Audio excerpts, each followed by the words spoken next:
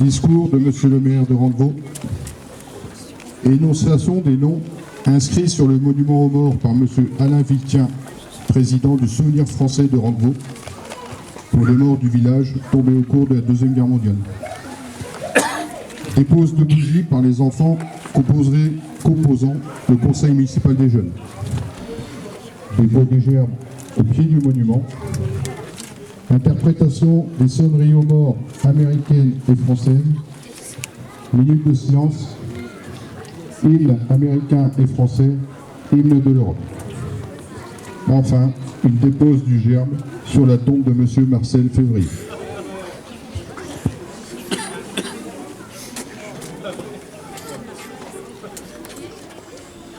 Garde à vous.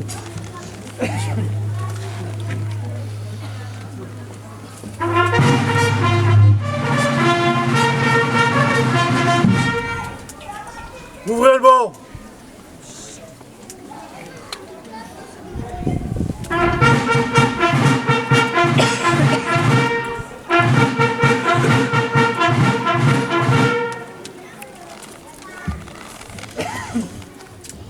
Septembre 1944 a marqué le début des opérations de libération du territoire de la Moselle. Nous célébrons aujourd'hui avec éclat le retour de la liberté dans notre commune. Les commémorations n'ont pas pour but de rouvrir les blessures. Elles ne sont pas une nostalgie. Elles sont un rappel des épreuves traversées par les peuples. Elles sont les leçons de l'histoire. Elles sont des appels à l'union, au rassemblement. Elles viennent donner du sens au monde d'aujourd'hui, en particulier sur ce que doit être le patriotisme.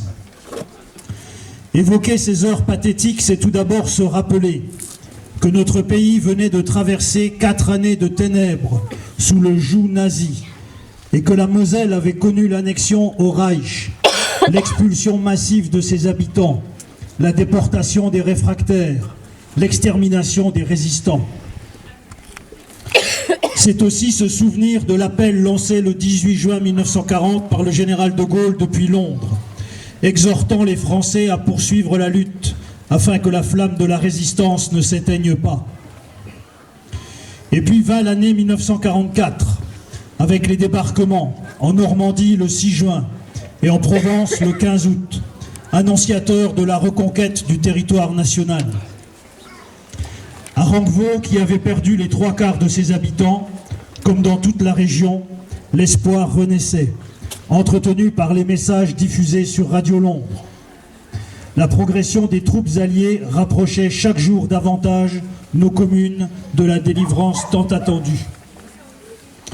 La libération, notre libération, n'a pas été l'affaire d'un jour, fût-il le plus long. Elle n'a pas été l'affaire d'un été. Elle a été préparée par les résistants et orchestrée par les Alliés. Il a fallu cette lente reconquête de l'Europe par la guerre. Il a fallu le temps long et l'abnégation tenace qui seul prodigue l'amour de la liberté. Peu de documents retracent avec précision la chronologie des événements dans la vallée de la Fensch, et rares sont les habitants encore vivants qui ont vécu ce mois de septembre et qui se souviennent. Parmi ceux qui nous ont quittés, il y avait Marcel Février, né en 1925 à Neuilly, dans la Mayenne. Membre des forces françaises de l'intérieur depuis 1942. Il s'engage dès le 10 juin 1944 dans la 3e armée américaine du général Patton. Il effectue toute la campagne de France et après avoir participé à la libération de Neufchâteau le 10 septembre 1944, il entre dans Rangevaux le 12 septembre, à bord d'une estafette, dans laquelle se trouvent 2 officiers de la 7e section américaine. Le véhicule descend avec prudence le chemin de Hayange, aujourd'hui rue de la Raide-Côte, suivi d'une colonne d'engins militaires, pour occuper ce qui était alors la place Adolf Hitler. Il était 8 heures du matin. Ainsi prenait fin le second conflit mondial pour notre commune.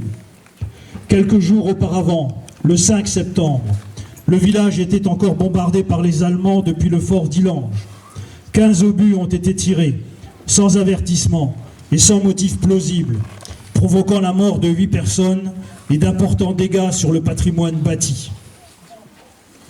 Notre village a payé un lourd tribut, puisque 13 Rangvalois, dont les noms figurent sur le monument aux morts, ont payé ce conflit de leur vie.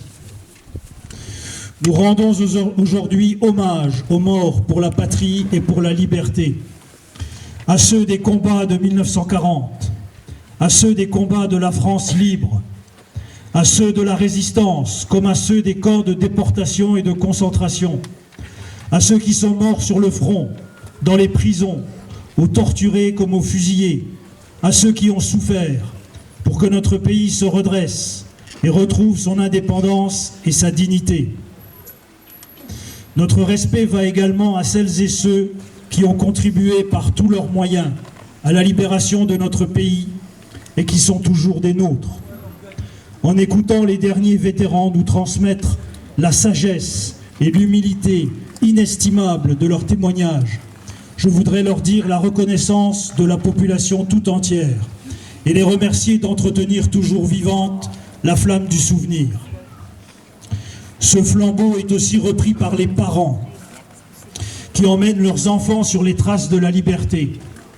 Pour l'avoir vécu, j'ai déjà été ému par le regard des jeunes qui, découvrant ces alignements dans les cimetières militaires, lisent les noms, devinent les âges et comprennent et ressentent la proximité avec des jeunes à peine plus âgés qu'eux, venus parfois de très loin et dont ils mesurent l'ampleur du sacrifice.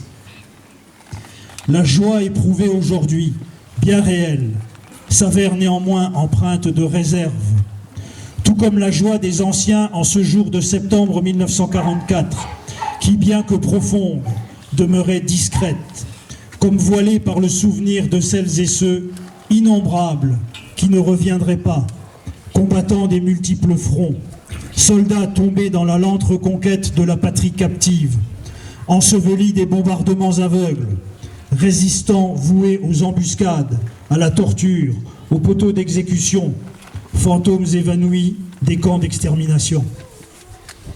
Oui, nous devons célébrer dignement cet anniversaire avec nos amis alliés. Puisse-t-il nous donner foi en l'avenir, dans une Europe réconciliée, dont la construction appelle toutes les énergies. Il s'agit là d'un gage d'espérance à la mesure des peuples et des nations qui le composent. Dans quelques minutes, nous allons écouter l'hymne américain en l'honneur de nos frères d'armes qui nous ont prêté assistance pour nous libérer de l'envahisseur.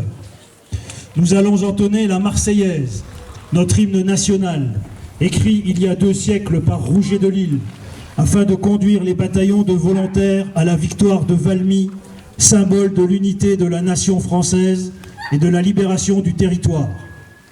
Que ces hymnes, qui ont traversé l'histoire, nous rappellent que la paix et la liberté ne sont pas des biens gratuits, mais au contraire qu'elles se méritent, qu'elles se gagnent, qu'elles se préservent, comme ont su le faire nos aînés il y a 80 ans, pour permettre à leurs enfants, pour nous permettre de vivre libre dans une France qui a retrouvé sa place au sein du concert des nations.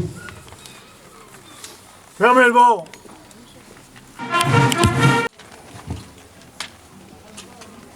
Pour ce 80e anniversaire de la libération de notre village, le comité du souvenir français a décidé d'honorer les Rangvaloises et les Rangvalois morts pour la France durant la guerre de 39-45.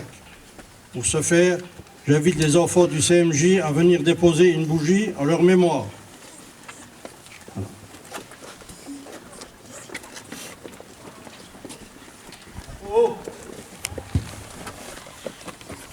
Caille Théophile, mort pour la France.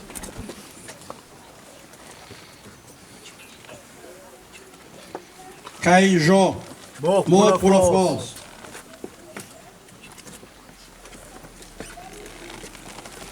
Stener André, mort pour la France.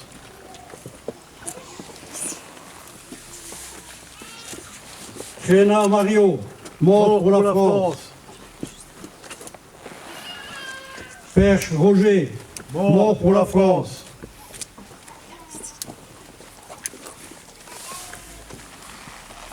Varnier Jean-Auguste, Mort pour la France. Oswald Ernest, mort pour la France.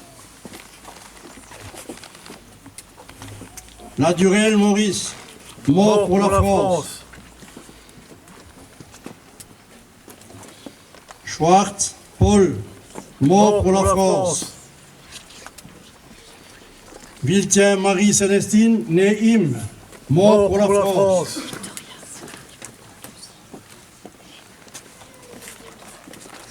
Viltien Eugène, mort pour la France. Audrey Marguerite Nélénaire, mort pour la France. Simon Eugène, mort pour la France. Merci.